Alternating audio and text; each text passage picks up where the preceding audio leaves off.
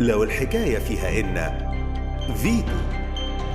شارع نتيجة الحصار اللي كان مفروض على النقابة من جميع النواحي، وما زال الحصار مستمر حتى الآن.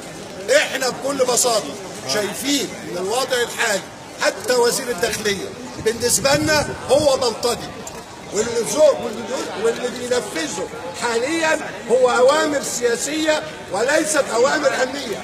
هذا القرار بحصار النقابة احنا بنحمل السيسي شخصيا المسؤولية السياسية الكاملة، وبنطالب بمحاكمته، لأننا هنا كصحفيين سنظل دايما ندافع عن حق كل زملائنا والكلمة الشريفة الكلمة الطاهرة، وسنكون هنا مقرا لكل أصحاب الرأي الحر، ولن نسمح لهم وهم جالسون وراءنا هناك يصورونني ويصورون كل الزملاء.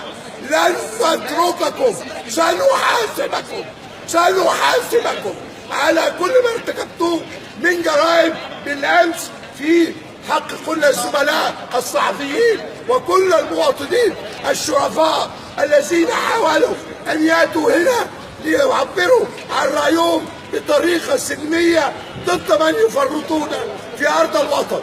احنا مستمرين، وهذه النقابه ستظل دوما نقابه لكل الاحرار، وهذا السلم سوف نضحي دماءنا من اجل ان يظل طاهرا، ارضا محرره لكل اصحاب الراي في مصر لياتوا هنا ويعبروا عن مواقفهم بعد ان قرر السيسي اغلاق كل منافذ التعبير عن الراي.